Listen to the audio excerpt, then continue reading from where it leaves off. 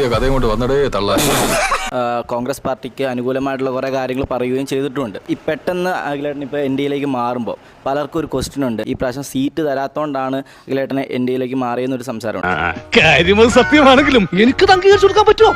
അപ്പൊ ഞാൻ ഇന്നലെ അവരെ കോൺഗ്രസ് എന്ന് പറയുമ്പോൾ കോൺഗ്രസ് എന്ന് പറയുന്നതിനകത്ത് അർത്ഥമില്ല.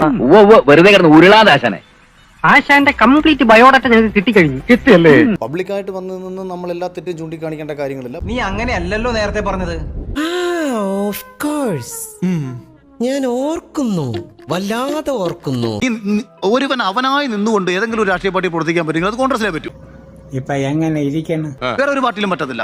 അവരുടെയൊക്കെ കേട്ട സ്വഭാവം കാരണം അത് പറ്റില്ല. നീ എവിടെയെങ്കിലും ഉറച്ചു നിൽക്കണം. കോൺഗ്രസിൽ ഞാൻ വളരെ സജീവമാണ് സാർ. ഉമ്മൻചാണ്ടി സാറുമായിട്ടൊക്കെ വളരെ വ്യക്തിബന്ധവും പേഴ്സണൽ അടുപ്പമൊക്കെ ഉണ്ടായിരുന്നു. ഞാൻ സ്വതന്ത്രനായി മത്സരിച്ചു.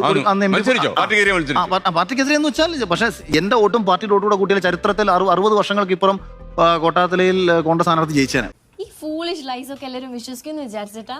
സ്വന്തം ഇഷ്ടത്തിന് തട്ടിവിടുന്ന നാക്കെടുത്താന്നുണേ പറയൂ. ഇഡിയറ്റ്.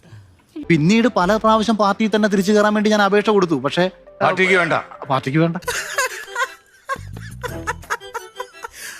അവരെ പല്ലെറിഞ്ഞിട്ട് കാര്യമില്ല. 1700 പ്രതിഭയെ അവർക്ക് താങ്ങാൻ പറ്റുന്നില്ല.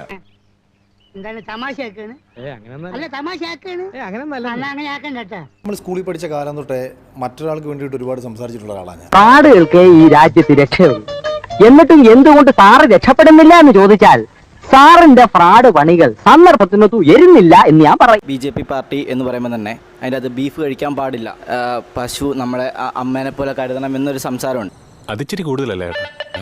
2025 നരേന്ദ്രമോദി ഭരിക്കുന്നത് കൊണ്ടോ അല്ല 2014 മോദി വന്നതൊന്നും കൊണ്ടുണ്ടായ പ്രശ്നങ്ങളല്ല. മൃഗങ്ങളെയും പക്ഷികളെയും ഒക്കെ തന്നെ ദൈവത്തിന്റെ കാഴ്ചപ്പാടിൽ കാണുന്നവരുണ്ട്. ഇങ്ങനെ എന്തെങ്കിലുമൊക്കെ പറയുമ്പോഴേ എന്റെ മനസ്സിനൊരു സന്തോഷം ഉണ്ടാവുള്ളൂ. ഞാൻ എന്റെ സന്തോഷം നോക്കിയാൽ പോരെ. ഇപ്പൊ ഞാൻ എന്റെ വീട്ടിലെ പട്ടിക്കുട്ടി മരിച്ച സമയത്ത് കരഞ്ഞത് കണക്ക് എന്റെ ജീവിതത്തിൽ ഞാൻ കരഞ്ഞിട്ടില്ല. സത്യം പറഞ്ഞ വിഷമം കൊണ്ട് ചത്താലോന്ന് വരെ തീരുമാനിച്ചതാ. അയ്യോ, എന്നിട്ട് എന്ത് പറ്റി? മരിച്ച പോസ്റ്റ്മോർട്ടം ചെയ്യലൊന്ന് പേടിച്ചിട്ടാ. ഞാൻ 4 ദിവസത്തിന് ശേഷം ഞാൻ കണ്ണൂർ എയർപോർട്ടിൽ ഇരിക്കുന്ന സമയത്തും ഞാൻ കരയാതിരിക്കാൻ വേണ്ടിയിട്ട് എന്റെ ഗ്ലാസ് എടുത്ത് ഞാൻ വെച്ചിട്ട് കണ്ണീര് തുടയ്ക്കുന്നുണ്ട്.